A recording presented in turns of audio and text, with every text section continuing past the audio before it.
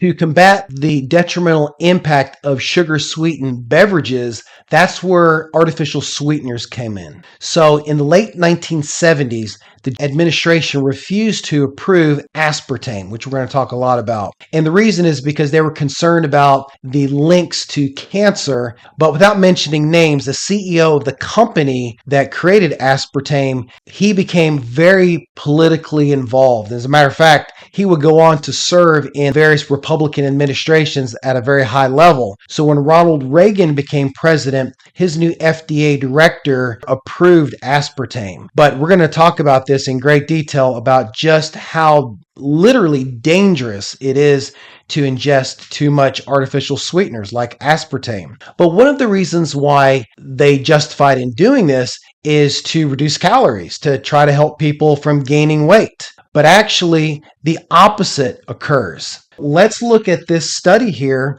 and what they found in a striking dose-response relationship, increasing diet soda intake was associated with escalating abdominal obesity, a potential pathway for heightened cardiometabolic risk in this aging population.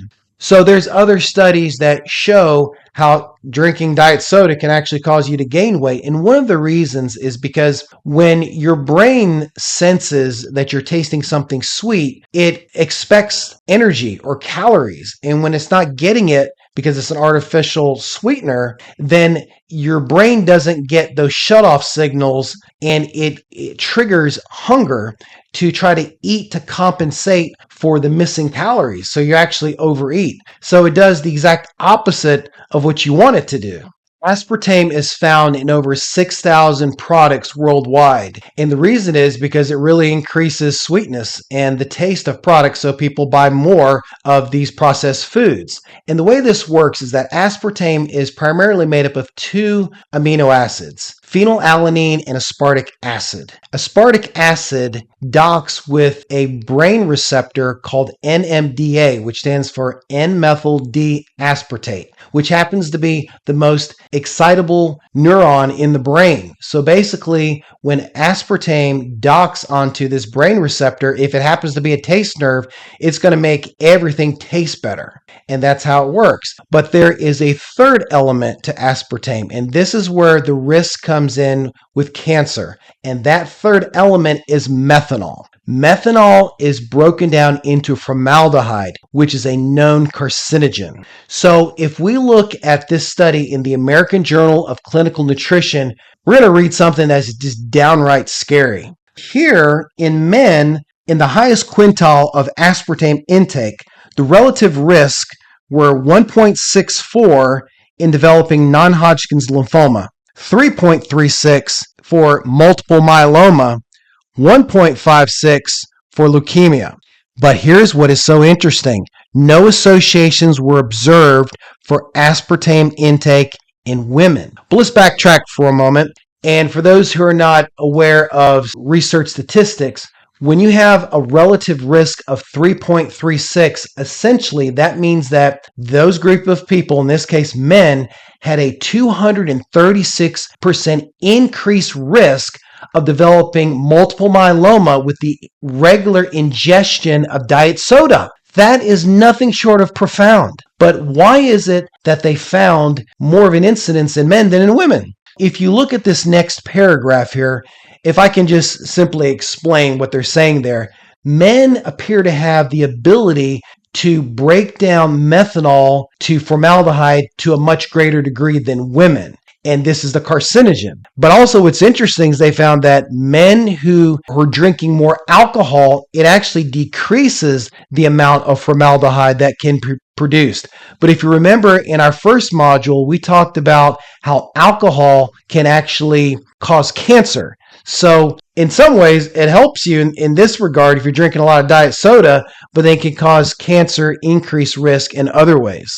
If this video was helpful, please show your support by hitting the like button, subscribe, and turn on the notification bell so you don't miss future videos. Let's look at some other reasons why we shouldn't be drinking soda, whether it's regular soda or diet soda on any regular basis. Let's look at this study here. Daily diet soft drink consumption was associated with several vascular risk factors with an increased risk of vascular events. Recent studies suggest that diet soft drink consumption may be associated with health consequences, particularly type 2 diabetes and the metabolic syndrome.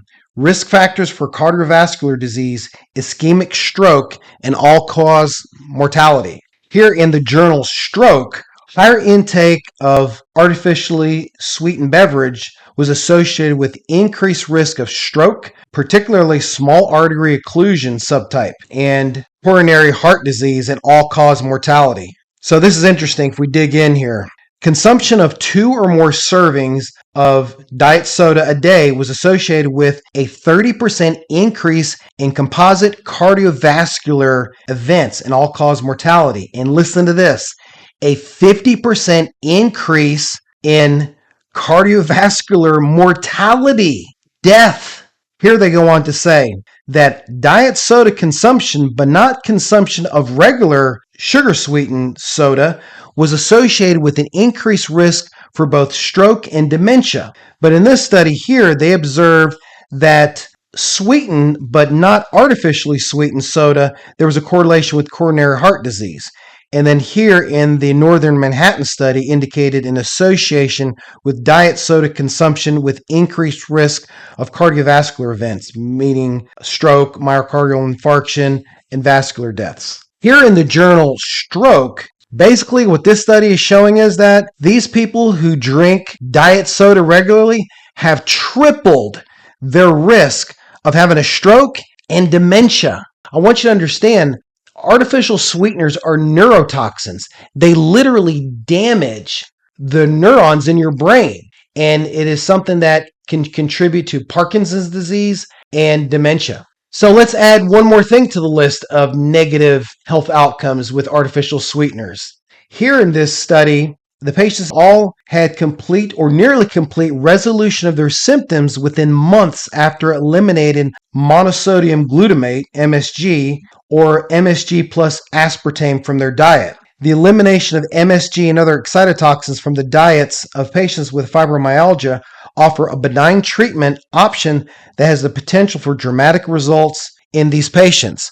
What they found in this study is that when they removed this from their diet, they got better, but when they reintroduced these excitotoxins, guess what happened? The pain came back. And then, of course, when they removed them, then they got better as well. Okay, so we can all agree that you've got to stay away from artificial sweeteners. There's just too much risk involved, and it's just terrible for your health. So what are some natural sweeteners, some alternatives? Well, the first thing we're going to talk about is erythritol, which is a sugar alcohol. And we have thought that this is a wonderful alternative because it's all natural and has 0 calories, so it's not going to spike your blood sugar. But there has been research here that is really a cause for concern. If we look at this study here, essentially, people who ingest large amounts of erythritol can increase their risk of thrombosis, or basically developing a blood clot, which can cause a stroke or a heart attack, by up to about 300%. So this was really disappointing and shocking all at the same time when this was found out. So I would really caution you from using erythritol as a sweetener.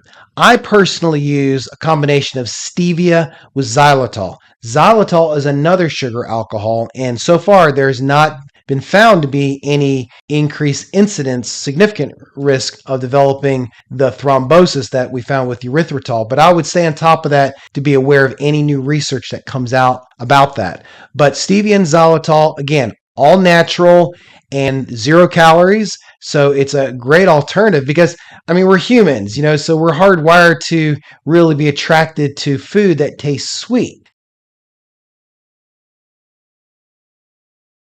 Before you go, this is just the beginning. In the next part, I'll take a deeper dive into using food as fuel for longevity and how everyday nutrition choices can either support or quietly sabotage long-term health. But if you don't want to wait and you want a simple, practical way to start using food to support longevity right now, I've put together a free nutritional guide that walks you through how to eat for long-term health. It explains how food can either heal your body or work against it, and walks you through simple nutrition principles that you can start applying right away. You'll learn how to eat the rainbow and increase antioxidant and anti-aging support, and how to cut the junk by reducing processed sugars and refined carbohydrates for long-term health.